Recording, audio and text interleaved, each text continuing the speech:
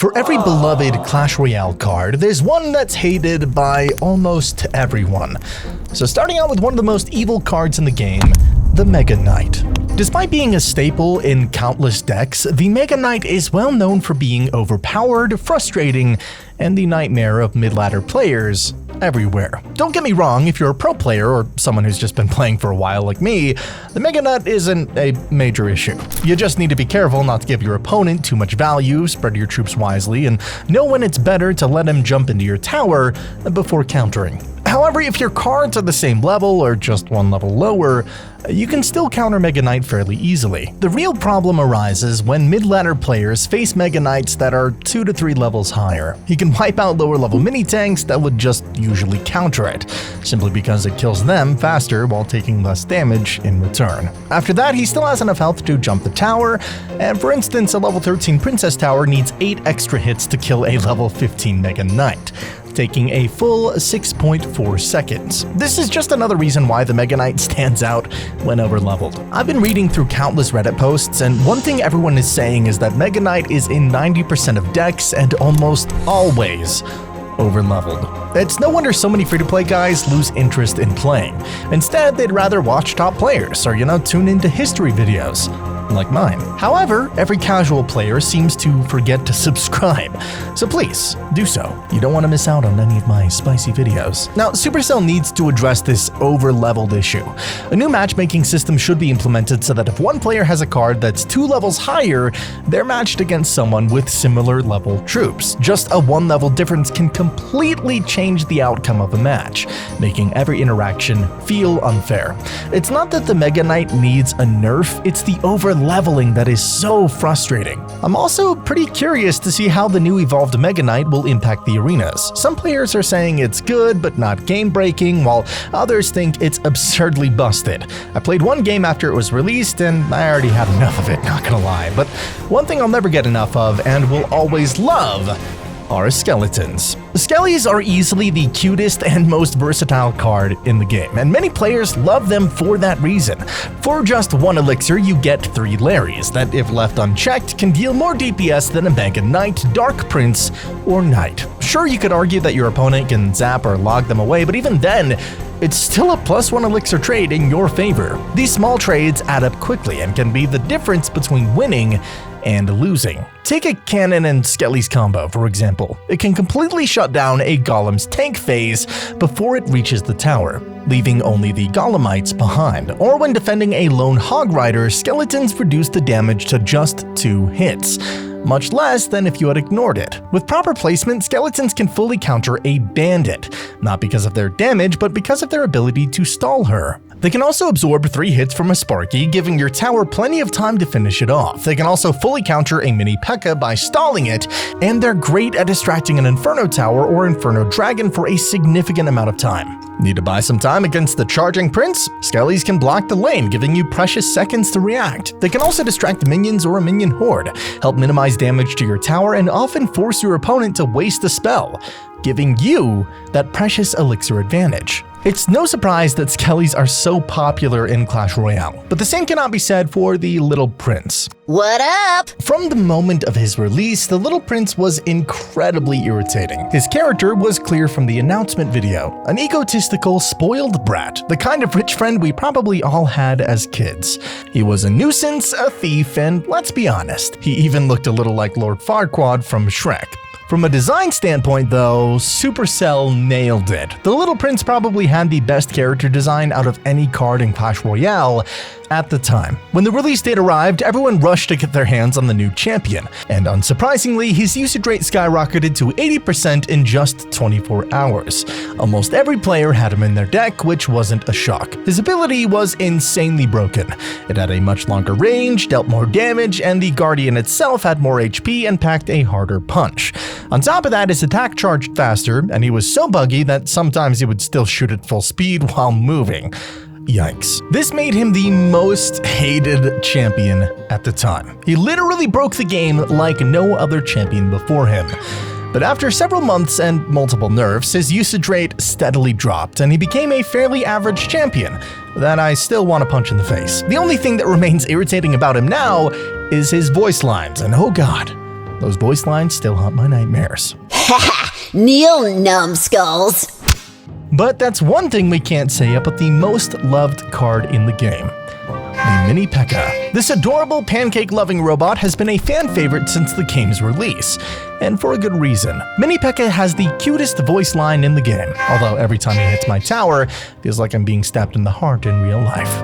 Of course, like every card, he has his pros and cons. He's fantastic against Mega Knight and Hog Rider, and if he gets to the tower, the damage is devastating. But he's not overly difficult to counter, though the same cannot be said for the X-Bow. The crossbow is without a doubt the most hated building in Clash Royale. When this timer reaches 1 hour, I have to stop hating X-Bow. I might just be the single greatest X-Bow hater of all time, but for 1 hour, just for 1 hour.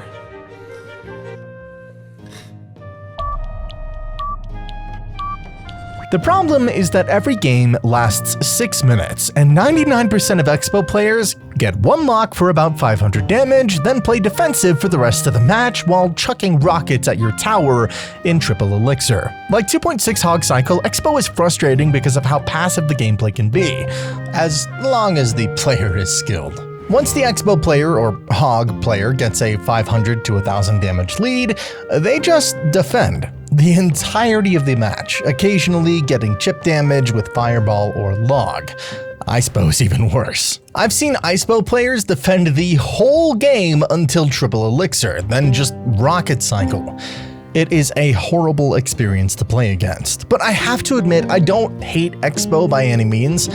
I just don't enjoy how long and boring the games can get. That said, I understand that playing X-Bow requires a lot of skill against many decks. It's not just about spamming X-Bow, it's about knowing when to switch lanes, knowing your opponent's elixir, and timing everything perfectly. So no hate towards those who play it, I just, personally don't like it. But I don't despise it as much as others do. Still, it definitely deserves the title of one of the most polarizing cards in the game. But we can't say the same about the Log. The Log is undoubtedly one of the best spells in Clash Royale. While it struggled when first introduced due to its slow roll speed and inability to push back bigger troops like the Royal Giant or Sparky, balance changes quickly made it a staple in many deck archetypes. Its usage rate skyrocketed, and it hasn't left the meta since. The Log still takes out key cards like Goblins, Princess, and Dart Goblin, while also knocking off the shields of guards and royal recruits. Now sure, arrows can take out archers, bomber, or firecracker, which the Log can't, but arrows are much harder to cycle effectively, and that can be a game changer. The Log's knockback is also a huge advantage, as it resets targeting and disrupts momentum, making it incredibly versatile. It checks every box for what you want in a small spell, and something catastrophic would have to happen for it to lose its spot as the best spell in the game. Even though the Log is the most loved spell in Clash Royale, we cannot say the same about Freeze. So Freeze used to be one of the most hated spells in Clash Royale, especially when it had double duration back in 2016. Thankfully, that was nerfed over time, and while Freeze isn't nearly as powerful as it once was, it still has that annoying aura around it. But does it need a nerf? Well, absolutely not. Is it annoying? Yes. Overpowered? No. It's a below average card, as it should be. Just because a card is annoying doesn't mean it deserves a nerf. Freeze is a high risk, high reward card that's not hard to counter if you play your cards right. There's a reason it only has a 3% usage rate in the current meta. But speaking of freezing, there's another card that freezes troops and is actually one of the most loved. The Ice Spirit. Ice Spirit is easily one of the most versatile cards in the game, and it can be the difference between winning and losing a match. A perfectly placed Ice Spirit can be a game changer. Many players debate whether Ice Spirit or Electro Spirit is better, but it really depends on the meta and which decks you face most often. For example, Ice Spirit is significantly worse against the graveyard, so having Electro Spirit in your deck can make it much easier to win those matchups. However, Electro Spirit can activate your opponent's King Tower, which can be a huge disadvantage against many decks. This This makes Ice Spirit a safer, more reliable option in many situations. Based on stats, the Electro Spirit seems to perform slightly better. It has the same usage rate as Ice Spirit at 11%, but a slightly higher win rate at 53%. Despite that, Ice Spirit still holds a special place in my heart, and always will. But there's one card I will never hold close, and that is the Firecracker. Firecracker has been the most irritating card since its introduction in 2020. It used to have an even bigger recoil, so much so that Firecracker could literally counter the bowler. So imagine that. On top of that, it always manages to get chip damage on the tower no matter what you do. Even if you predict it perfectly, it somehow finds its way there. This makes it incredibly annoying to deal with, especially if you don't have arrows in your deck. This actually made me think. Firecracker is a 3-cost common card with a unique recoil mechanic and enough health to survive the log. Yet a Dart Goblin, a rare card, dies to the log.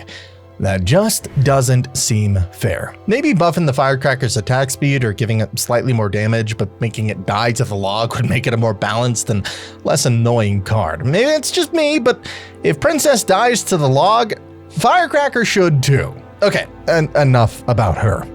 I'm getting a little worked up. Time to move on to my beloved Dark Prince. Dark Prince has always been such a fun card to play, especially when paired with his brother, the Prince. Back in 2016, combining them with Pekka used to be one of the most overpowered strategies, and players loved it. Dark Prince's splash damage has always been incredibly useful no matter the meta. He's solid against Graveyard, Goblin Drill, or stopping big pushes with troops behind a tank. Plus, I love his muffled voice. It gives him this aura of mystery that makes me like him even more. But what really frustrates me is that a few months ago, both Ram Rider and Prince received a buff, making them charge faster.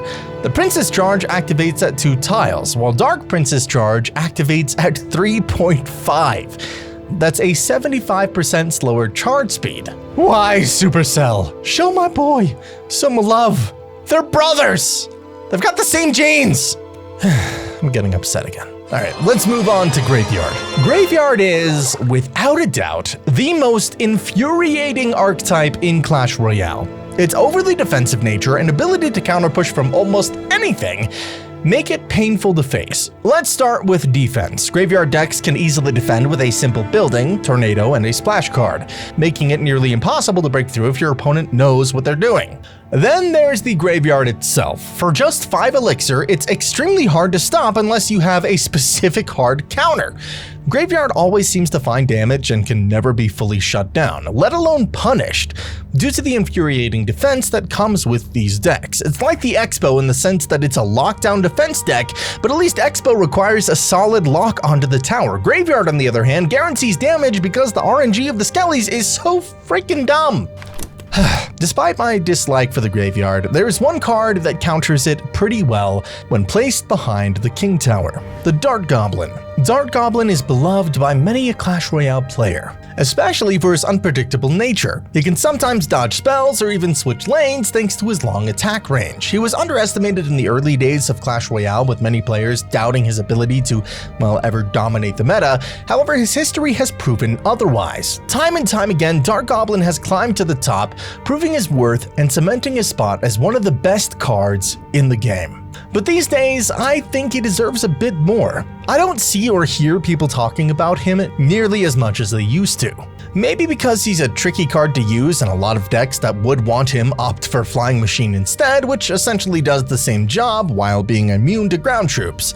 In my opinion, Dart Goblin's hit points should be adjusted so he can survive the log but still die to arrows, and make him less vulnerable to getting easily wiped out for a positive elixir trade. Of course, if they did buff his HP, a nerf would be necessary elsewhere to keep him balanced. I'm also really excited to see his evolution. Buffing his HP to survive log and giving him something unique like poison darts or even a longer attack range could be incredible. Honestly, I believe cards like Dart Goblin should get evolutions first, not Pekka or Mega Knight, but maybe that's just me. Now, if I could choose one spawner to be deleted from the game, it would be Furnace.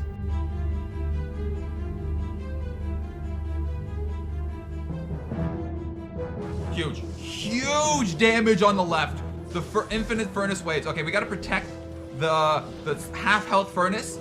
with my fire spirit. It's the only way. It's the only way. Furnace is an incredibly annoying building, and it's hated by many for a good reason. If left unchecked, it gets insane value as those fire spirits deal some massive damage. You're forced to respond every time, either by playing a card or building up a big push. Don't get me wrong, I actually love the fire spirit itself, and I used to adore the old trio of 2 elixir fire spirits. When they were deleted, I was kind of heartbroken. They were so versatile, able to counter Goblin Barrel or shut down huge pushes. It was a sad day for me.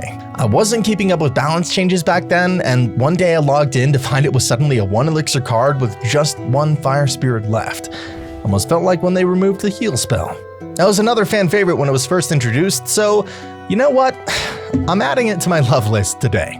Heal Spell was an extremely versatile card, and while it required a specific deck archetype to work, it always brought with it an element of fun, unpredictability, and some freshness to the game. It was such a joy to have as a surprise weapon, allowing you to heal your big push just when the opponent thought they had you. It worked especially well with the 3 Musketeers, but I saw plenty of players playing it into all kinds of decks just for the fun of it.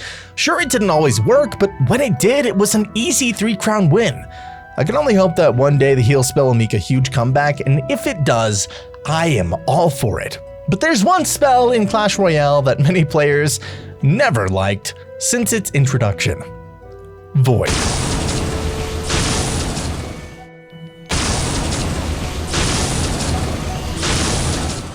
That's so balanced!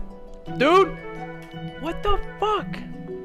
The Void is an extremely annoying spell, especially if you don't have the right cards in hand to reduce its damage. It wipes out glass cannons way too fast, and that can easily cost you the game. When it first launched, the hit was almost instantaneous, so even if you tried to protect your troop afterward, it was already as good as dead. Plus, you just wasted your elixir. The power was entirely in the Void player's hands. On defense, Void was absolutely busted.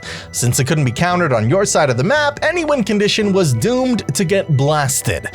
Yep, even a 6 elixir Royal Giant. Thankfully, a few weeks after its initial release, Supercell toned down the damage, limited it to 1 target, and added a slightly longer delay before the first hit. Today, Void is nowhere near as broken as it once was, but it's still in the annoying or hated category. On the other hand, many players adore the Bomber. Bomber is one of the best single elixir defensive cards in the game.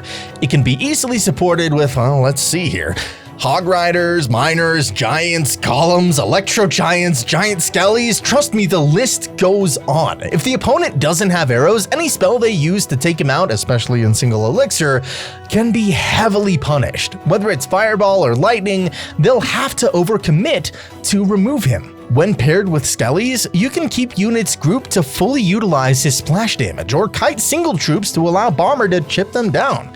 For just 2 elixir, Bomber forces the opponent to spend elixir, or he gets in easy damage. He can also shut down an entire lane against swarms unless they commit big spells to take him out. A solid card, through and through. That's why many players love him, and his evolved version is practically another win condition, which can be annoying. To keep him in the love category though, I think his regular version deserves to stay. But one win condition that doesn't belong in the loved list is the Hog Rider. So, this is a hard one.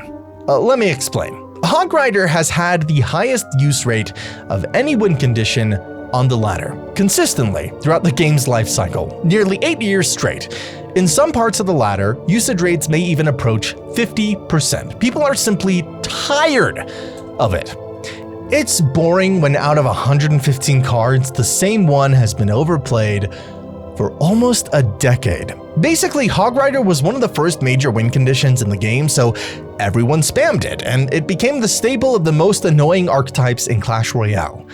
Fast cycle. At higher levels, Hog Rider isn't as common, but at lower and mid levels, you see it in almost every other game. Combine that with the frustration of fast cycle decks, and it's easy to get sick of Hog Rider pretty quickly. It's also one of the first cards you have to build against, and if you haven't leveled up a good counter for it yet, you're in for a rough time. That said, I have to admit I used to be a Hog 2.6 player. I know at first glance it may seem like it's just about cycling Hog Rider and winning, but honestly it's way more complicated than that.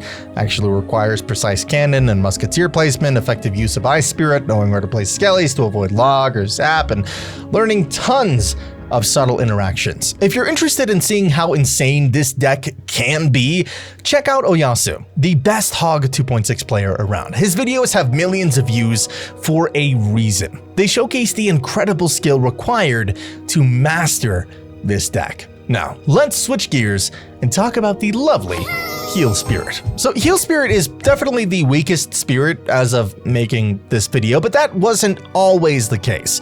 Players used to adore this card just a few years ago because it healed more and had a bigger healing radius, making it not only the most broken spirit, but arguably the most broken card in the game at one point. It even reached the top spot as the most used card.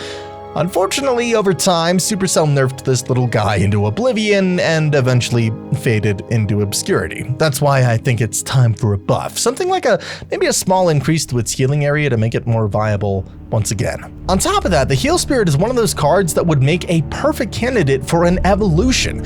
Imagine if after using a Heal Spirit twice, it evolved into a heal spell that you could just place anywhere on the map. That would bring back so much nostalgia from the days when the heal spell was in the game, and I am 100% here for it. What I'm definitely not here for, though, is the Elixir Golem. Elixir Golem used to be absolutely broken at its release, quickly earning a reputation as a low-skill, hated, and annoying card. All for good reason. Back then, it didn't give you any elixir until its blob stage, making it incredibly hard to counter. By the time you got your elixir back, you'd already spent everything defending. Supercell later changed this with a balance update that gave elixir after each stage, making the card a bit easier to deal with. But even now, it's the least skillful deck in the game. E-Golem decks take almost zero micro skill, like knowing card placements or specific interactions. They don't need much macro skill either, like elixir management or timing your tanks. E-Golem is so cheap that you can't punish it like you do with Lava Hound or Golem. There's also almost no outplay potential if you're facing a counter deck. E-Golem players don't even need matchup knowledge because the strategy never changes. It's the same healer and Electro Dragon push over and over. The deck also relies heavily on your opponent having a bad starting hand or a bad matchup.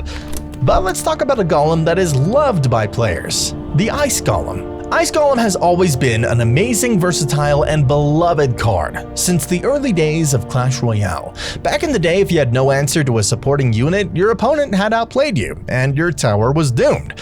Now, all you have to do is drop an Ice Golem in the opposite lane, defend what's going on your tower, and then deal with the other unit later. This fundamentally changed how beatdown matchups were played. Ice Golem is a perfect example of a low-cost card that adds immense strategic depth to the game. And it's easy to see why players loved it. Ice Loon. The Inferno Dragon distraction to the right lane for the true win condition on the left lane. Because he knows he can't stop that Ice Golem, so he's not going to play anything for it. Because that is the true win con, guys. Look at this. Boom. His tower's basically gone. His tower practically gone. Speaking of elixir, the Ice Golem only costs 2. So if we look at the raw stats, the only troops that notably outclass it in health for 4 elixir or less are Knight, Valkyrie, and Dark Prince. That's it. These cards are up to double the cost. The Ice Golem's health per elixir at max level is 872. With this much health, Ice Golem also serves as a great mini tank in decks like Hog, adding an extra 1,750 HP to your push. For 2 elixir. I can never get over that. Now, we've discussed all of this without even touching on the Ice Golem's most unique feature. It's Death Nova. When it dies, this ability applies a 35% slow to all units for 1 second and deals enough damage to kill skeletons and bats.